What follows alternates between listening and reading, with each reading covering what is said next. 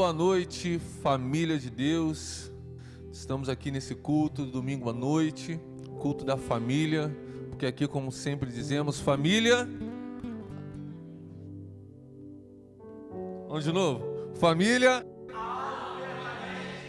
Alvo permanente de Deus. Não foi nada combinado, mas já faz parte aqui da nossa declaração aqui da nossa igreja. Nós declaramos nessa hora que aí onde você estiver, a tua família está sendo alvo da graça, da misericórdia, da salvação, da libertação, da cura, do amor, da bondade de Deus nessa hora. Eu queria que você abrisse a tua Bíblia no livro de Salmos, capítulo 16, para que a gente pudesse introduzir o nosso culto ao Senhor nesta hora. Salmos de número 16. E assim diz o versículo 1: guarda-me, ó Deus, porque em ti me refugio. Aleluias. Eu digo ao Senhor: tu és o meu Senhor, e outro bem não possuo, senão a ti somente.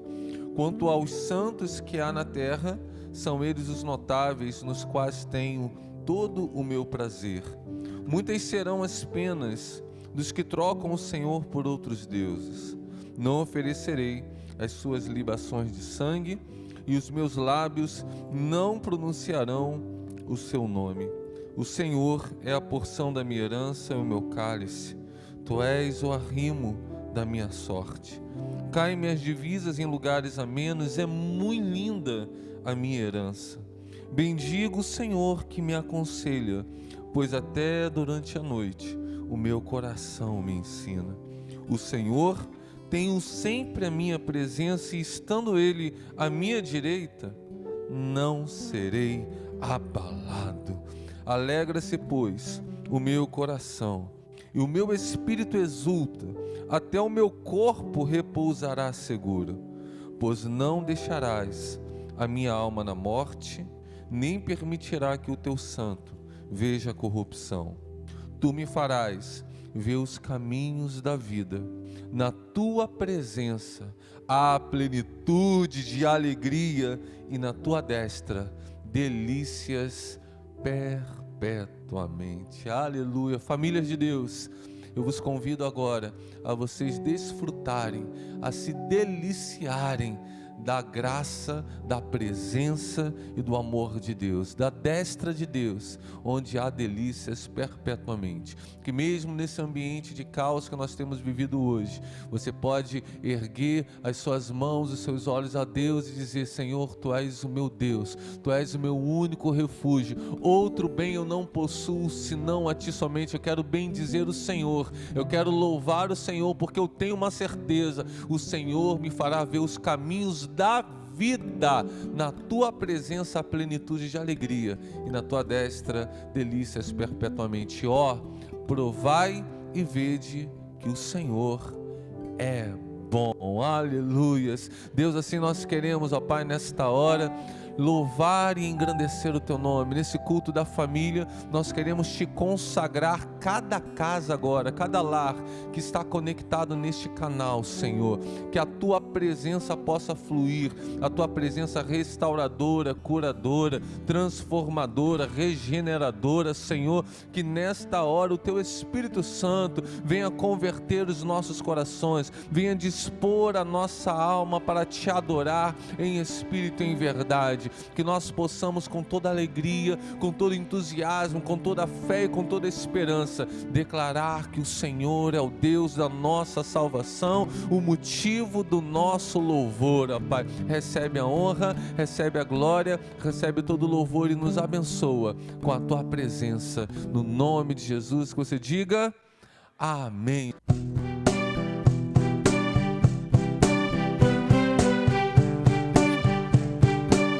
Poderoso Deus, grande Deus, temível Deus, água em vinho tornou, os olhos dos cegos abriu, não há outro igual a Deus. Dentro da noite brilhou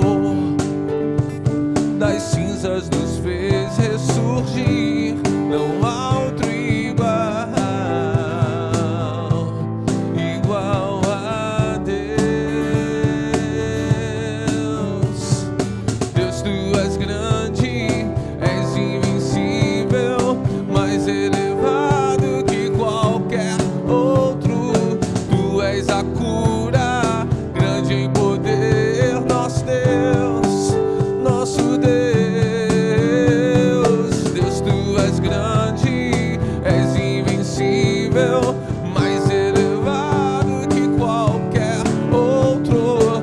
Tu és a cura, grande em poder, nosso Deus, nosso Deus.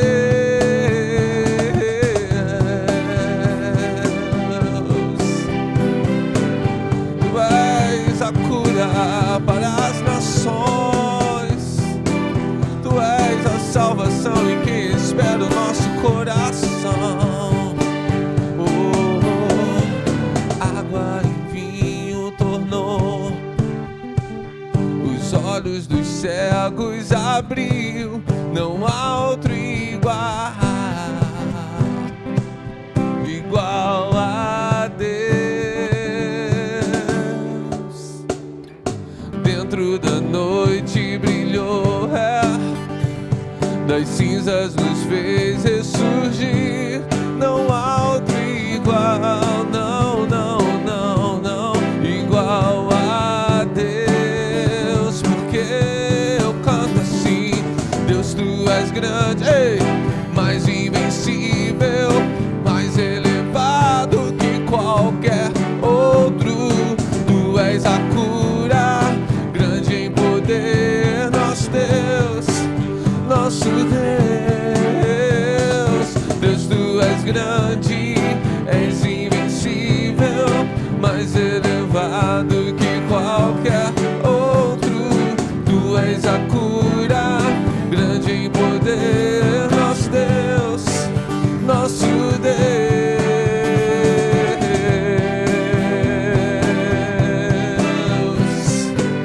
Nosso Deus grande, único, temível, digno, santo, Ele está conosco.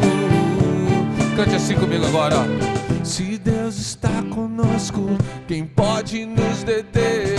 Se Deus está conosco, não há o que temer. Se Deus está conosco, quem pode nos deter?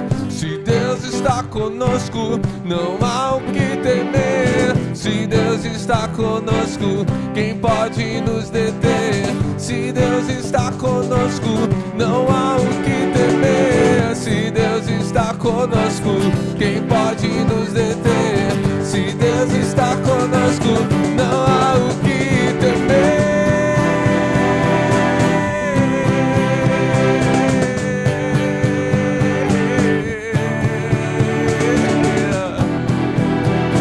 Não temas, eu sou contigo, porque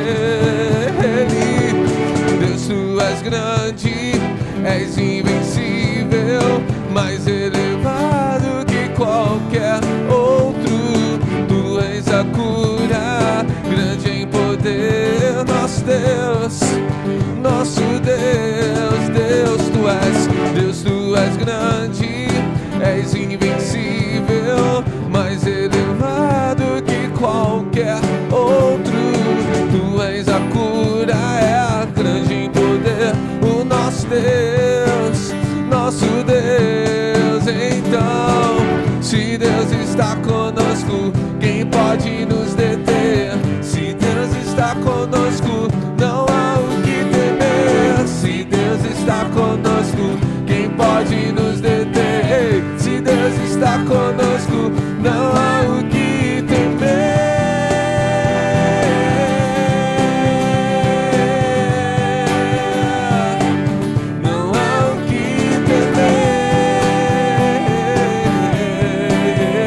Conosco, não há o que temer.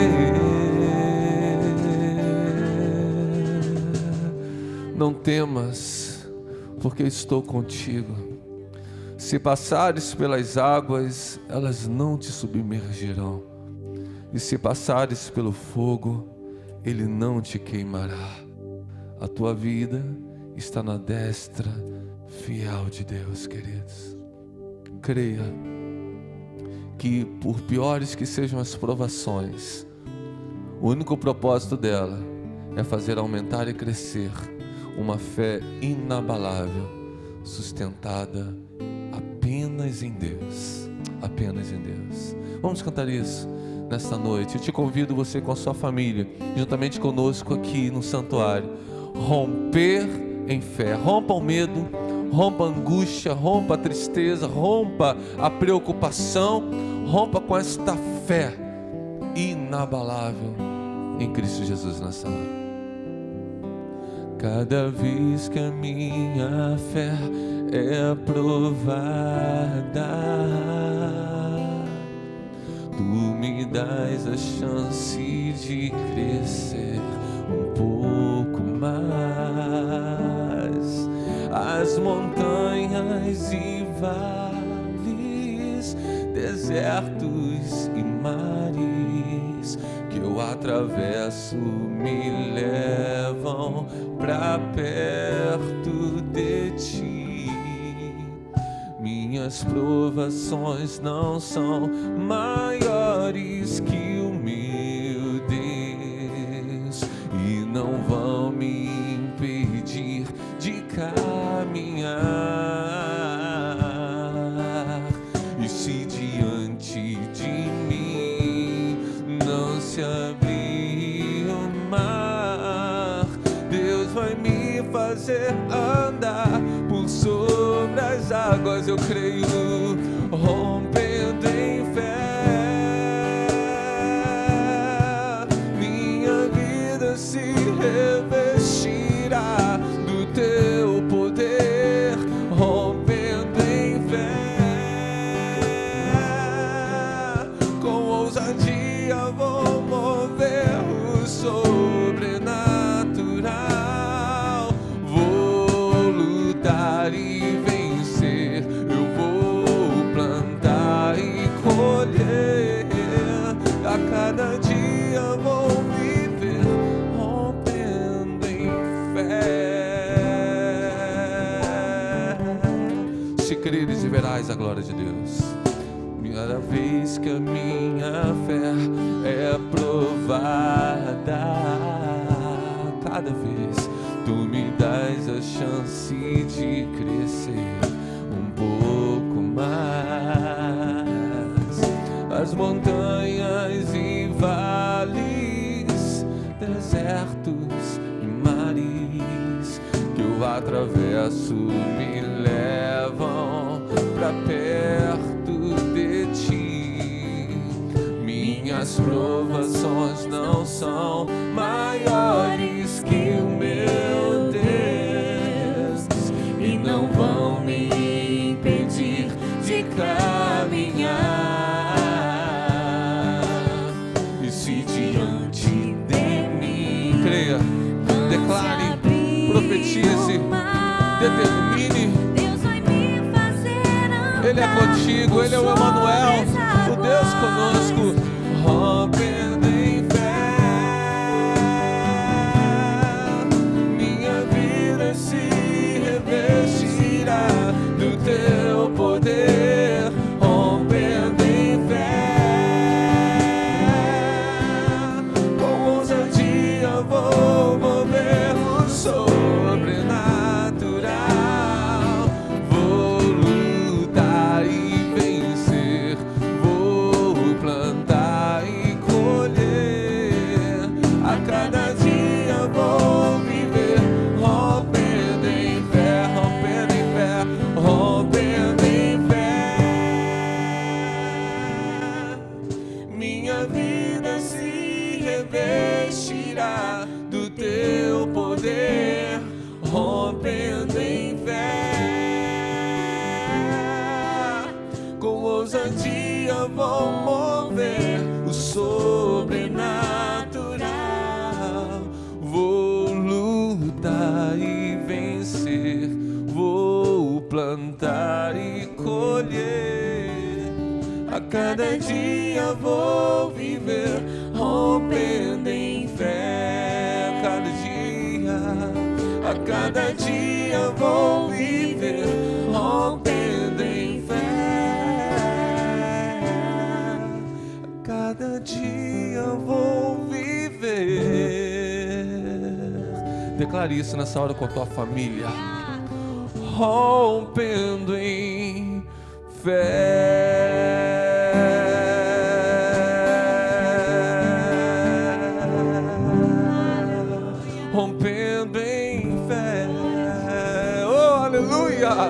Você pode aplaudir aí na tua casa nesta hora e declarar: Senhor, eu olho para Ti, eu creio somente em Ti, e eu vou viver não pelo que vejo, mas eu viverei pelo que creio. Eu creio em Ti, ainda que tudo me diga que é impossível. A Tua palavra diz que em Deus não há impossíveis, não há nada difícil nem impossível para Ti. Aleluias. Em Ti eu tudo posso, não há limites, minha força está em Ti, nada é impossível. Em Ti olhos se abrem, muralhas caem, estou vivendo pela fé, porque nada é impossível.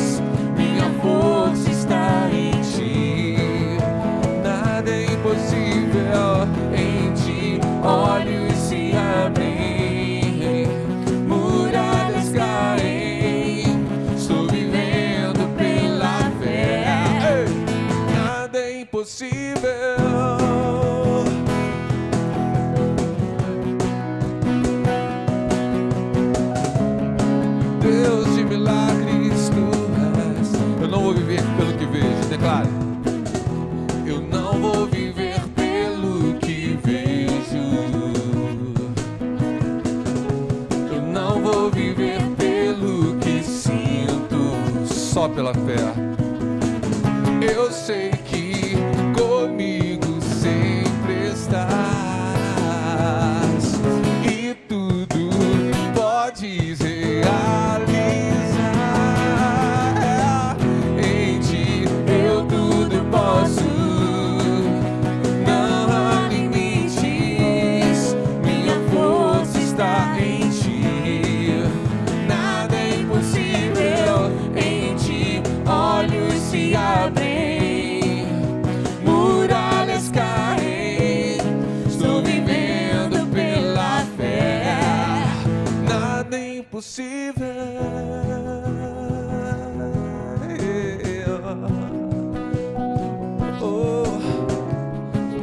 Acerca de toda a realidade que te cerca, e declare comigo assim nesta hora, com ousadia, vai.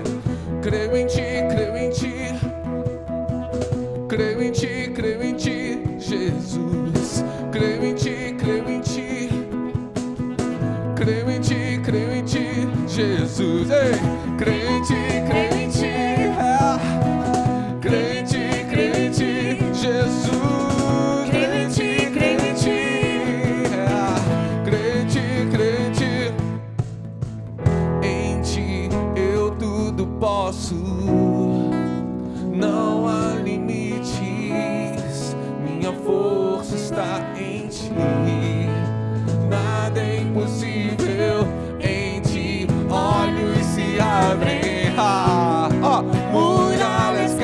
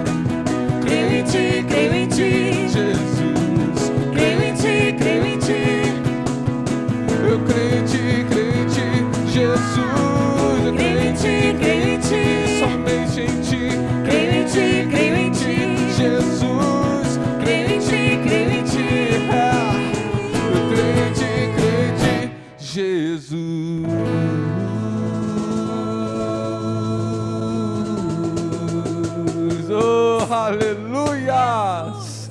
Glórias a Deus! Eu creio em Ti, Senhor. Declare isso, eu creio em Ti, Senhor. Ainda que as circunstâncias digam não, ainda que as circunstâncias digam é impossível, eu creio em Ti, porque Tu és o Deus do impossível. Gracioso Deus, o bondoso Pai, que esta fé inabalável venha visitar cada coração nesta hora, e que nesse momento, Deus, tão genuíno, tão gracioso, que é da meditação das Escrituras Sagradas, que revelam a única verdade que liberta e que salva, que a Tua glória venha, ó Deus, permear cada casa, cada lar, também a nossa vida aqui neste lugar. Fica conosco, nos abençoa, no nome de Jesus, que você diga amém. Amém. Eu queria que você abrisse a tua Bíblia no livro de Marcos, no Evangelho de Marcos, capítulo 5, a partir do versículo 21. Enquanto você abre, você continua declarando: creio em Ti, eu só creio em Ti, Jesus. Eu creio em Ti, eu creio em Ti, creio em Ti, somente em Ti, Jesus. Porque é a fé que traz à existência aquilo que não existe. Versículo 21 do capítulo 5 do Evangelho de Marcos diz: tendo Jesus voltado no barco para o outro lado, afluiu até ele grande multidão, e ele estava junto do mar. E eis que se chegou a ele um dos principais da sinagoga, chamado Jairo, e vendo-o, se prostrou aos seus pés. Insistentemente lhe suplicou: minha filhinha está à morte. Vem, impõe as mãos sobre ela, para que seja salva e viverá. E Jesus foi com ele. Aleluia. E Jesus foi com ele. Grande multidão o seguia, comprimindo-o. Aconteceu que certa mulher que havia 12 anos, sofrendo de uma hemorragia e muito padecera a mão de vários médicos, tendo despendido tudo quanto possuía, sem contudo nada aproveitar, antes pelo contrário, indo de mal a pior, tendo ouvido a fama de Jesus, vindo então por trás dele, por entre a multidão, lhe tocou a veste, porque dizia: se eu apenas lhe tocar as vestes, ficarei curada. E logo se lhe estancou a hemorragia e sentiu no corpo estar curada do seu flagelo. Jesus, reconhecendo imediatamente que dele saíra poder, virando-se no meio da multidão, perguntou: quem me tocou? Responderam-lhe seus discípulos: vês que a multidão te aperta e dizes: quem me tocou? Ele, porém, olhava ao redor para ver quem fizera isto. Então a mulher, atemorizada e tremendo, cônscia do que nela se operara, veio, se prostrou diante dele e declarou-lhe toda a verdade. Então Jesus lhe disse: filha, a tua fé te salvou. Vai-te em paz e fica livre do teu mal. Falava Jesus ainda, quando chegaram alguns da casa de Jairo, a quem disseram: olha, tua filha já morreu. Por que você ainda está incomodando o mestre? Mas Jesus, sem acudir tais palavras, disse ao chefe da sinagoga: eu quero dizer esta mesma palavra para você: não temas, crê somente. Você pode repetir isso comigo? Não temas, crê somente. Contudo, não permitiu que alguém o acompanhasse, senão Pedro e os irmãos Tiago e João. E chegando à casa do chefe da sinagoga, viu Jesus o alvoroço, os que choravam e os que pranteavam muito. E ao entrar, Jesus lhes disse: por que estáis em alvoroço e por que chorais? a criança não está morta, mas dorme. E se riam dele. Tendo ele, porém, mandado sair a todos, tomou apenas o pai e a mãe da criança e os que vieram com ele, e entrou onde a menina estava. Tomando-a pela mão, Jesus disse: Talitá cumi, que quer dizer: menina, eu te mando, levanta-te. Imediatamente a menina se levantou e se pôs a andar, pois tinha 12 anos. Então todos ficaram sobremodo admirados. Graças a Deus pela leitura da sua palavra. Eu quero tecer aqui algumas reflexões na unção do Espírito Santo, e que essa reflexão ela venha trazer paz, alegria, esperança, e venha reavivar a fé genuína que haja dentro de você nesta hora, que há dentro de você. Esse texto tão conhecido, tão narrado, tão pregado, tão ministrado, mas sinto que nesses momentos de dor e de angústia pelas quais temos passado, é tempo de voltarmos à essência.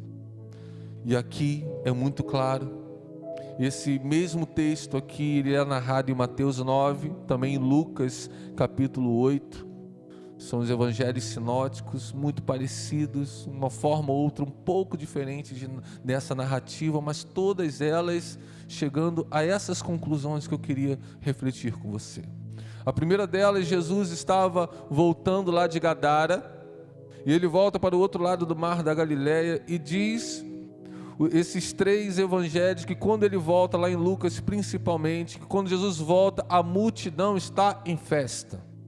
A multidão recebe Jesus com toda alegria. A multidão está empolvorosa, porque Jesus, aquele que multiplica pães e peixes, aquele que cura os enfermos, aquele que ressuscita os mortos, Jesus, o Filho de Deus, ele está de volta à terra, e a multidão está em êxtase. Mas no meio da multidão, há alguém com um cenário bem distinto dos demais. E esse alguém a Bíblia chama de Jairo. E muitas vezes nós nos sentimos assim. Olhamos para o outro lado da rua e parece que eles estão aquecidos, abastecidos. Olhamos para o lado e conseguimos perceber que eles estão em paz, em harmonia. Olhamos para o outro lado e há som de música, e há som de festa, e há cheiro de churrasco. Mas muitas vezes dentro da nossa casa o cheiro é de morte, de luto e de tristeza. Uma multidão está refletindo uma alegria que nós não conseguimos vivenciar no nosso dia. Assim estava Jairo.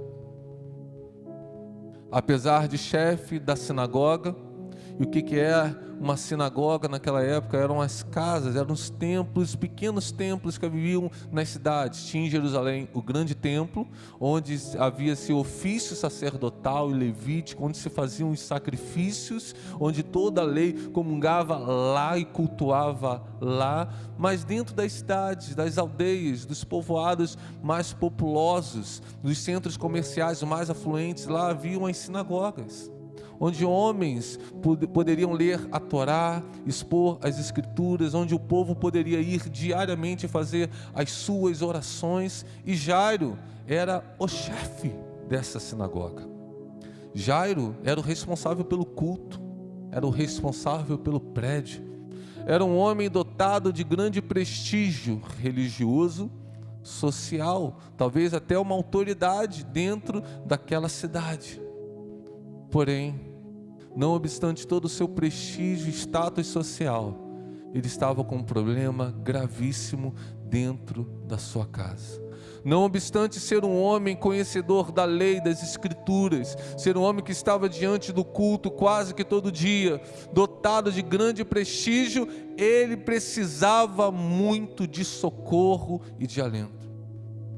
E talvez essa pregação esteja chegando a você, que nem da nossa igreja é, que talvez nunca nos visitaste, que talvez seja alguém importante na sua empresa, ou na sua profissão, ou no seu conselho, mas que você precisa que a vida de Jesus entre dentro da sua casa. E você está desesperado, você vê uma multidão de um jeito e você de outro, e parece que você é um patinho feio, parece que você está vivendo em um outro mundo, num mundo completamente diferente. Mas eu quero te dizer nesta hora, que o mesmo Jesus que foi com Jairo, é o mesmo Jesus que vai até você aí nesta hora. Aonde você estiver, pensando o que for nesta hora, nos seus dilemas, nos seus anseios, nos seus desesperos, Jesus vai até você, porque não importa o quão grande seja a multidão, Ele sempre tem atenção para o indivíduo também. Às vezes a gente acha que a gente está perdido no meio da multidão, mas Jesus te acha nela, porque os olhos de Deus estão sobre tudo e sobre todos, ninguém lhes escapa. Já pregamos aqui que Ele conhece, apesar de um aprisco enorme que Ele tem, Ele conhece cada ovelha pelo seu nome, e Ele te conhece, Ele sabe o que você está passando. Mas alguns ensinamentos Jairo também nos dá aqui nesse texto. Porque, como eu disse, não obstante a sua importância, a sua imponência social, Jairo se dispõe disso tudo, ele começa a se despir de toda esta roupagem religiosa e social, e ele se humilha diante de Deus. Ele se humilha diante daquele que é a cura, ele se rende diante daquele que é o poder. Lá em Mateus diz que quando Jairo vai até Jesus, ele o adora, ele se prostra e o adora. E aqui Marcos e Lucas optaram por apenas ele se prostram. Eu quero te perguntar uma coisa: como está a sua vida de adoração diante de Jesus?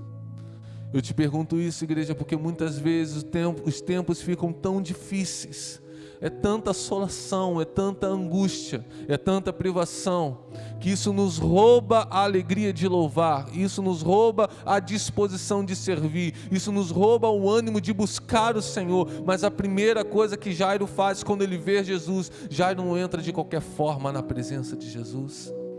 Apesar dele estar com a sua filha quase morrendo em casa, e acredite, eu como pai, eu sei o que é ter um filho à beira da morte no UTI.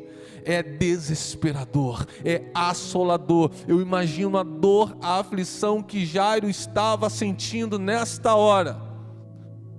Porém, antes dele suplicar, antes dele rogar qualquer tipo de socorro, de ajuda, a primeira coisa que Jairo faz, ele se prostra, ele adora, ele se rende.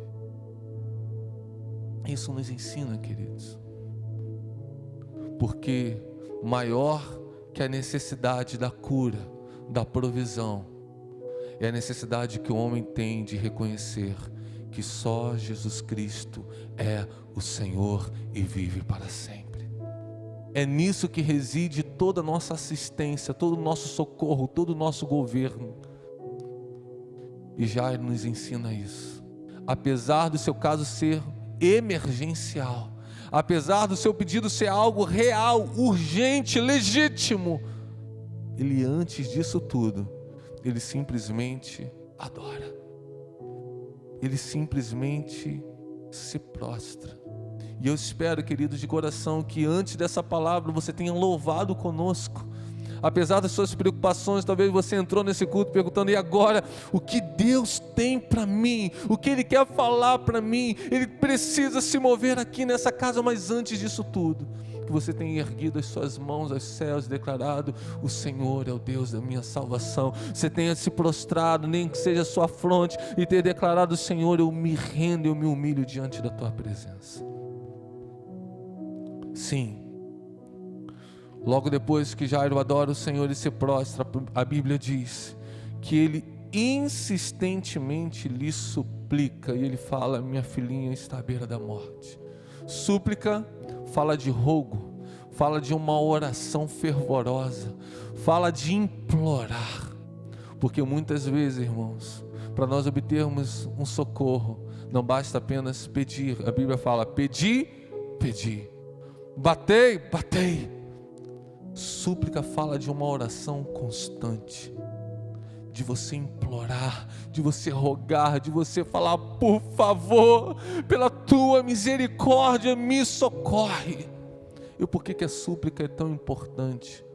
Porque o pedir, você pode pedir de uma forma formal, você pode fazer apenas uma solicitação, mas quando você sai desse ambiente de pedido e solicitação e você entra na súplica, você abre mão de toda formalidade, de toda religiosidade, de toda humanidade. Você se esquece de você mesmo, você se esquece de quem você é. Você, quando está no estágio de súplica, você simplesmente se humilha e se rende. Você se joga no chão, você chora, você grita, você espera, você fala: por favor, eu não aguento mais, me ajuda.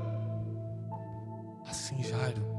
Então tenta imaginar, irmãos, uma multidão que conhecia Jairo. Jairo, o chefe da sinagoga, aquele que botava ordem na igreja, na sinagoga, aquele que cultuava, aquele que coordenava o culto. Ele agora está ali, suplicando desesperadamente o favor de Jesus. E se você estudar um pouco, se você ler os evangelhos, você vai ver que havia uma corrente entre muitos chefes de sinagoga que eram resistentes a Jesus, que eram da ala da oposição a Jesus, que tentavam tramar contra Jesus. Muitas vezes Jesus entrava na sinagoga. Em Lucas 13, por exemplo, tem exemplos como esse. Ele cura uma mulher prostrada há 18 anos de um espírito de enfermidade. Ele cura no dia de sábado, e o chefe da sinagoga se levanta e diz: 6 dias da semana vocês têm para ser curados, vinde nesses dias, não no sábado. Jesus se levanta e diz: hipócritas, cada um no seu sábado se levanta, pega o seu boi para pastar, para dar água, e nós no sábado não podemos curar esta filha de Abraão, que há 18 anos vinha padecendo dessa opressão maligna. Eu não sei, a Bíblia não diz se Jairo era dessa corrente opositora, mas uma coisa eu sei: Jesus não se importou com quem ele era ou com o que ele pensava. Jesus simplesmente diz no versículo 24: atendeu às súplicas de um pai desesperado, de um homem humilhado, e diz no versículo 24: Jesus foi com ele.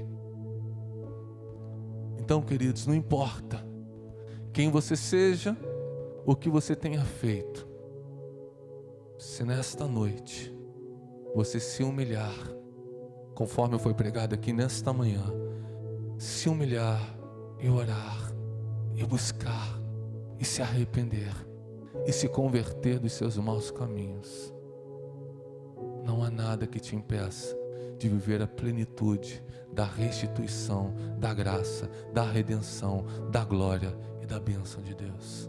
Jesus vai até você agora. Só que a história continua.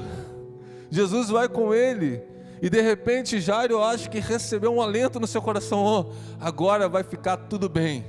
Só que é o seguinte: Jesus, vamos rápido, porque a menina está muito mal.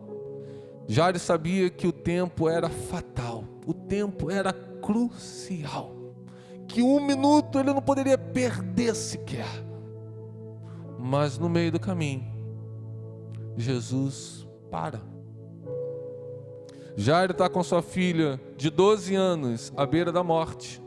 E agora a Bíblia fala de uma mulher que há 12 anos também não tinha vida, com uma hemorragia constante, muito provavelmente uma menstruação que não cessava. E isso era muito sério. Por quê? Porque não apenas a enfraquecia, não apenas a deixava fraca, enferma, sem forças fisicamente, mas ritualmente ela se tornava impura. O livro de Levítico 15 já determinava isso, uma lei mosaica, que toda mulher durante a sua menstruação tinha que ficar 7 dias para se purificar, para depois ir até o templo. Essa mulher estava há 12 anos nesta hemorragia. Ela não podia ir à igreja. Aliás, ela não podia ter convívio social. Muito provavelmente, sequer ela podia casar. E para aquela época, o casamento era um dos maiores sonhos que as mulheres tinham. Então ela não tinha esperança alguma para o futuro. E é nesse contexto que ela toca em Jesus. Ninguém podia tocar numa mulher menstruada, e também a mulher também não podia tocar em ninguém, porque senão o homem também ficaria impuro e teria que se purificar durante um dia antes de entrar para o templo. Ele deveria se lavar com uma água específica, uma água purificadora, e isso está lá em Números 19. Mas é nesse momento que a misericórdia de Jesus abraça aquela mulher. Jesus não liga para esta, entre aspas, contaminação ritual, e ele se permite ser tocado, e não apenas ele se permite ser tocado, como ele não quer que isso fique oculto, porque a mulher foi devagarinho, foi por trás, toca só nas orlas das vestes, ela tenta se recolher. Jesus sente o que aconteceu naquele ambiente, ele, não, declara para todo o povo ouvir, e ela se declara, ela confessa o que aconteceu. Então Jesus fala, vai, a tua fé te salvou. Mas o ponto principal dessa história é que Jesus está indo para a casa de Jairo. Jairo está desesperado, sua filha está quase morrendo. É 1 minuto entre a vida e a morte. E você não vê 1 minuto sequer Jairo interrompendo Jesus, falando, mestre, deixa essa mulher aí, pelo amor de Deus, minha filha está morrendo. Vamos embora, Jesus, deixa essa mulher para lá, deixa essas necessidades para lá. Jairo fala para nós de altruísmo. Jairo nos ensina que, apesar das nossas necessidades reais, legítimas, talvez angustiantes, com tanta escassez, eu também preciso olhar para a dor do outro. Ainda que eu tenha uma filha de 12 anos, eu preciso ter a mesma piedade que eu tenho com minha filha de 12 anos, como eu devo ter com uma mulher que está sofrendo há 12 anos da sua hemorragia. Jairo não interrompe o mestre. Jairo não fica agoniado. Jairo não fica, interrompendo. Ele está ali, solidário à história daquela mulher. E quantas vezes nós nos trancamos na nossa casa, nós nos trancamos nas nossas contas, nós nos trancamos nas nossas aflições e achamos que só a gente está sofrendo, que só a gente sabe o que é padecer, que só em nós que está doendo. Eu quero te dizer, o mundo está doendo, querido. E o mesmo Jesus que vai até a tua casa salvar a tua filha, é o mesmo Jesus que quer curar a hemorragia das nações. E Jairo me ensina que, apesar de eu precisar e necessitar do socorro divino, eu preciso respirar, olhar para o outro e dizer, eu posso esperar. Você pode dizer isso, querido? Eu posso esperar. Ela também está doendo. Ela também está sofrendo. Quanto nós temos investido pelas orações das pessoas contaminadas pelo coronavírus? Quanto nós estamos orando pela junta médica no mundo inteiro, que tem servido fielmente para assistir os hospitais que estão lotados sem recursos? O quanto nós estamos importando de verdade, estamos trancados na nossa casa, com a nossa internet, com a nossa televisão, mas o quanto nós conseguimos abrir a janela e olhar para o outro e falar, Senhor, ele está sofrendo, eu espero, eu oro, eu intercedo, eu preciso que o Senhor haja na minha vida, mas eu quero também que o Senhor haja na vida do outro. E é nesse momento de espera, é nesse momento de paciência. É nesse ambiente de altruísmo que de repente chegam os homens que vêm lá da casa dele e falam: Jairo, tua filha já morreu. Não incomodes mais o mestre. Ou em Marcos ainda ele narra de uma forma um pouquinho mais. Ele fala assim: por que ainda incomodas o mestre? E talvez seja nesse momento que muitos pensam assim: por isso que eu tenho que ser esperto. Farinha pouca, meu pirão primeiro. Eu sabia que tempo era uma questão crucial. 1 minuto era tempo demais. Por que Jesus foi parar para essa mulher e agora essa mulher está curada e minha filha está morta? Deixa eu falar, queridos. O mesmo Jesus que para a mulher do fluxo de sangue é o mesmo Jesus que continua andando até a tua casa, mesmo quando tudo parece perdido. O mesmo Jesus que para a mulher de fluxo de sangue é o mesmo Jesus que continua andando em direção à tua casa, mesmo que tudo pareça perdido. É nesse momento que Jesus olha para Jairo e fala: Jairo, não temas, crê somente. Eu acredito que aquele momento foi um momento de desespero que Jairo porventura tenha tido. Ele de repente já começou a agonizar, começou a sentir aquela dor do luto. Mas Jesus fala: ei, eu não disse que eu ia com você.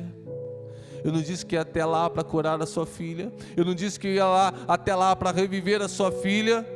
Pois eu estou indo. Eu não desisti. Eu não abortei. Queridos, muitas vezes você talvez esteja nesse contexto, buscando ao Senhor, e no meio desse processo a situação piorou. A situação se agravou. A enfermidade aumentou. As dívidas aumentaram. A aflição aumentou, a desarmonia aumentou, mas deixe-me te falar uma coisa: não temas, creia somente. É muito comum nessas horas de desespero a gente se deixar tomar como aquele carcereiro que quando viu aquele terremoto e de repente os prisioneiros poderiam fugir, ele quis dar cabo da sua própria vida, porque isso que o desespero faz, ele tira a esperança, ele fala: não há mais saída. E é nesse momento que Paulo brada: não! Eu quero te falar isso: não desista. O carcereiro olhou para Paulo e Paulo falou: estamos todos aqui, calma, olha direito. E ele, atônito, diz: e agora, o que eu faço?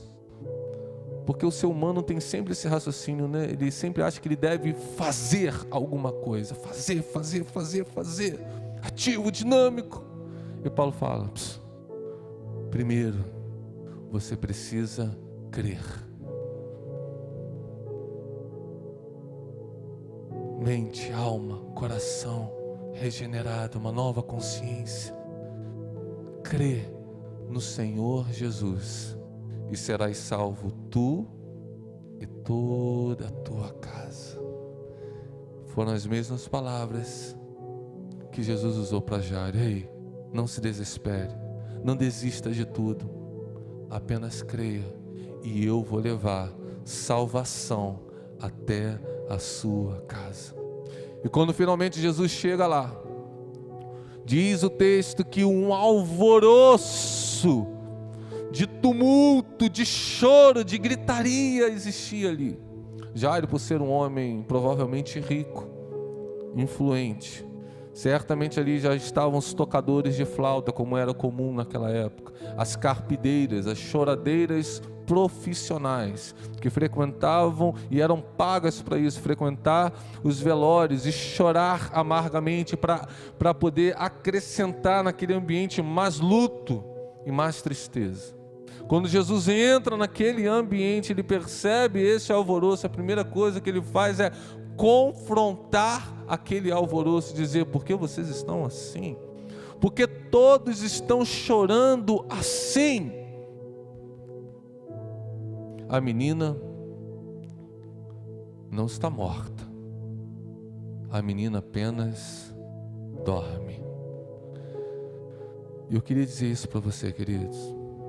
Pode parecer que o teu casamento esteja morto, pode parecer que o teu filho esteja perdido, pode parecer que as tuas finanças estejam acabadas, pode parecer que o diagnóstico médico é irreversível, pode parecer que as projeções para o futuro sejam sombrias e que não haja muita esperança e saída. Não temas, crê somente, porque Jesus está agora na tua casa. E quando Jesus recebe de volta a resistência, zombaria e oposição, a primeira coisa que Jesus faz é retirar todos aqueles que não creem. Jesus pede aqui no versículo 40, e dizendo que todos riam dele, tendo Jesus, porém, mandado sair a todos, tomou apenas o pai, a mãe e os seus discípulos.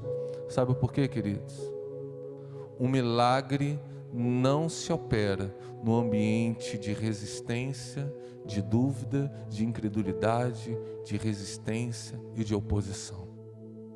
Então, a primeira coisa que nós devemos fazer na nossa casa para que nós possamos viver o milagre é afastar as vozes da incredulidade, é remover a dúvida, o medo, a zombaria, tudo aquilo que se opõe à verdadeira fé. Jesus expulsa daquela casa. E quando apenas está o pai e a mãe e seus discípulos, aquele que rogou, aquele que está esperando a resposta da sua oração, Jesus se dirige à menina. E de novo, Jesus havia, entre aspas, se contaminado com a mulher do fluxo de sangue. E também Jesus agora vai tocar num cadáver. E Números 19 diz que todo homem que tocasse num cadáver, ele ficaria imundo e deveria ficar 7 dias afastado do templo, num tempo de purificação. Jesus, ele que é a lei e os profetas, ele se aproxima, rompendo todas as barreiras da legalidade religiosa, toca naquela menina, e ao tocar naquela menina, ele não fala em grego, que era o idioma universal da época. Jesus não fala em hebraico, que era o idioma oficial do povo judeu. Jesus vai verbalizar suas palavras de milagre em aramaico, que era a língua original do povo hebreu, lá quando ele havia sido constituído. E ele diz: Talitá cumi. Sabe por quê? Muitas vezes, para termos cura na nossa casa, para termos avivamento na nossa casa, para termos ressurreição na nossa casa, nós temos que voltar às origens. Esqueceu o grego, esqueceu o hebraico, volta para o aramaico, volta para a essência, volta para o primeiro amor, volta para a inocência, volta para a ingenuidade. Talitá cumi era o idioma que aquela menina entendia, porque era o idioma original do povo hebreu quando havia sido constituído. Eu quero declarar isso nessa hora. Jesus está indo até a tua casa para te curar, para te fazer reviver você e a sua casa, os seus planos, os seus projetos, as suas necessidades. Mas Ele também quer te lembrar que é preciso voltar às origens, voltar à fé genuína, voltar à palavra, voltar os seus olhos a Ele. E nesse momento, quando Ele diz Talitá cumi, que quer dizer menina, levanta-te, a palavra diz que imediatamente, não foi um minuto depois, não foi uma hora depois, não foi uma semana depois, foi imediatamente. A menina se levantou e começou a andar. Isso é muito sugestivo, porque uma pessoa doente e moribunda, ela está imóvel numa cama ou no jazigo. Mas o que nos traz vida é que a gente se levanta e começa a se mover. Eu quero declarar nesta hora que Jesus está indo até a tua casa para levantar aquilo que está caído, para começar a gerar mover na sua casa. Ele está começando a gerar mover de avivamento, de glória, de cura, de alegria, de renovo, de harmonia. Jesus está nesta hora indo até a tua casa, queridos, para dizer: ei, homem, levanta. Ei, esposa, levanta. Ei, filhos, levanta. Sejam curados, sejam abençoados, sejam libertos, sejam perdoados. Jesus está indo com você. Ele é com você para te dizer: Talitá cumi. Ele quer te abençoar nesta hora. Então, queridos, que nós possamos nos render como Jairo se rendeu, que nós possamos seguir Jesus como Jairo seguiu, que nós possamos ter a paciência que ele teve quando o tempo dele parece não ser o nosso, e saber que tem uma multidão de pessoas que também precisam de cura e de salvação como nós precisamos, e termos paciência nessa hora, e ainda que nós sejamos interpelados por outras vozes dizendo: olha, não adianta mais, tudo está acabado, nós possamos dar prioridade à voz de Jesus dizendo: ei, não temas, creia somente, não temas, creia somente, porque Ele está vindo conosco até a nossa casa. Ele está levantando os nossos filhos, levantando o nosso matrimônio, levantando o nosso patrimônio, levantando a nossa vida espiritual, o nosso coração diante dEle, para que a gente possa se levantar e possa se mover. E outra coisa que Jesus pede para ele, no versículo 43 diz assim: e mandou que lhe dessem de comer a menina. Porque quem está morto, irmão, não respira e nem come, mas quem está vivo tem fome. Essa é uma das principais características de quem está vivo, além de respirar. Ele sente fome e ele precisa se alimentar. Se você está vivo espiritualmente, você tem uma fome de Deus, você tem uma fome pela presença de Deus. E Jesus também quer, além de cuidar das suas necessidades, Ele quer também te prover com a sua presença. Ele quer gerar em você uma verdadeira fome espiritual. Então Ele vai curar, Ele vai prover, mas Ele também vai avivar uma fé que se move em paixão e glória diante dEle. E você vai saber que você e toda a sua casa são salvos para a glória de Deus. Queria que você nessa hora colocasse a mão no teu coração e vamos orar a Deus. Pai Santo, Pai Celestial, obrigado pela Tua palavra ministrada aqui, nesta noite. Que Tu possas visitar cada família, cada lar nesta hora. Se porventura há pessoas, entre aspas, mortas, Senhor, situações, ó Pai, mortas, Tu és o Deus da cura, Tu és o Deus da ressurreição. Jesus disse: eu sou a ressurreição e a vida. E que a mesma voz que aquela menina ouviu, as famílias da Tua igreja possam ouvir nesta hora: ei, família, levanta-te, porque eu sou contigo para te curar e para te abençoar. Em nome de Jesus nós oramos, Pai. Amém e amém. Que Deus abençoe a todos, rica e abundantemente. Fiquem com as considerações finais do pastor Érico.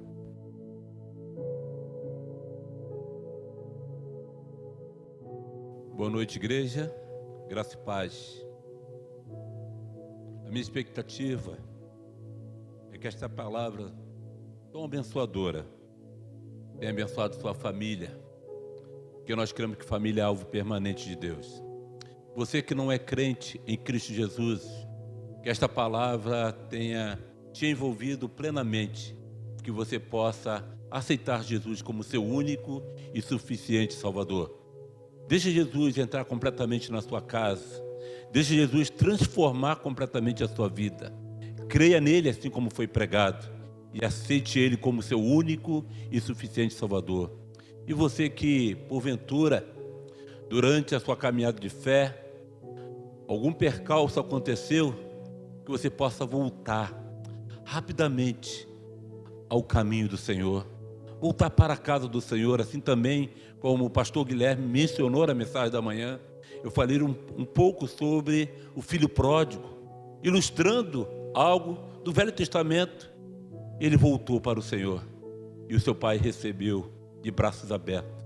Que nesta hora vocês possam aceitar e voltar para o caminho do Senhor.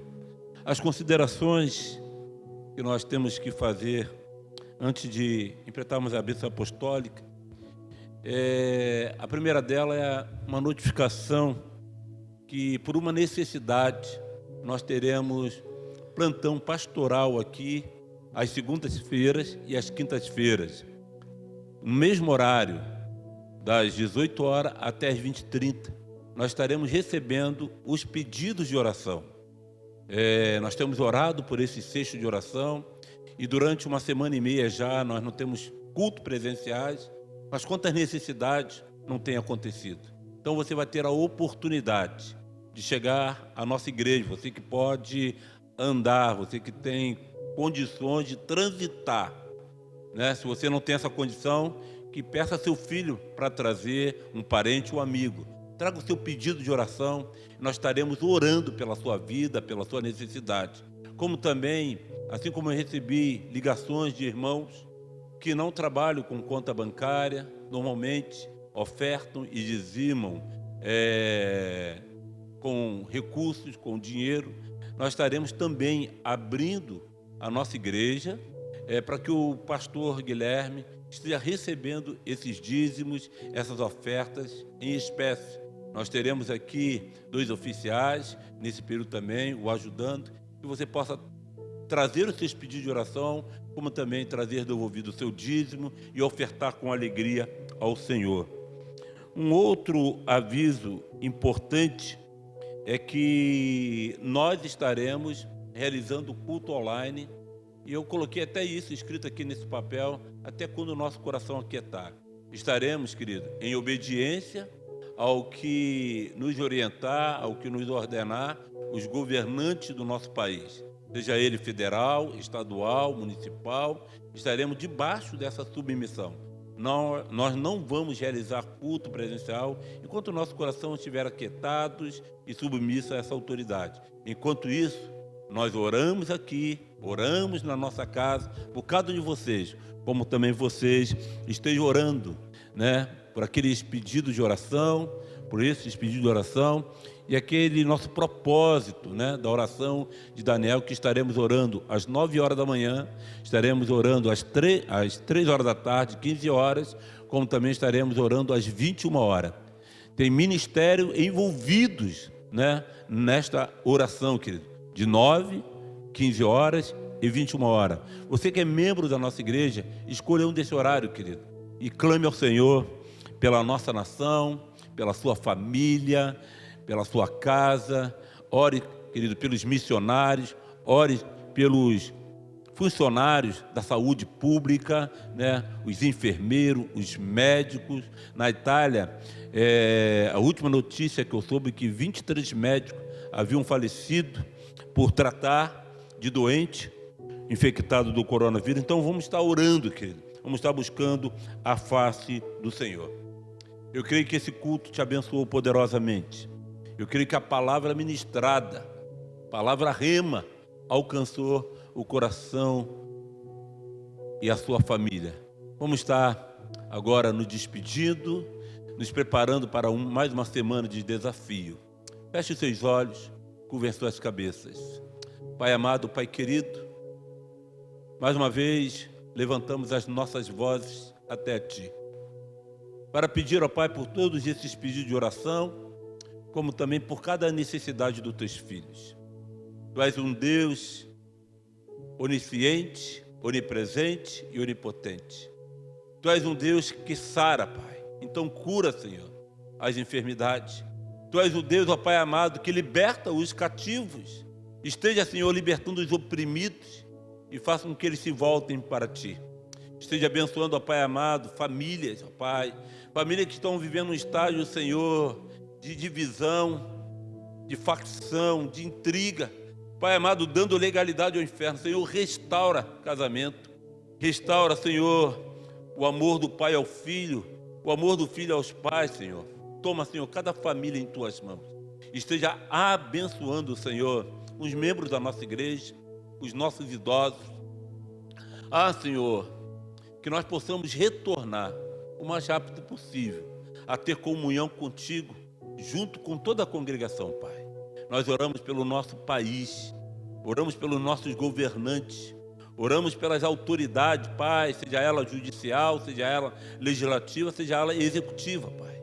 Oramos, ó Pai, por cada nação, Pai. Senhor, em nome de Jesus, faz um milagre acontecer, ó Pai. Nos leva, Senhor, nós que estamos aqui, debaixo da Tua paz e da Tua segurança, Pai.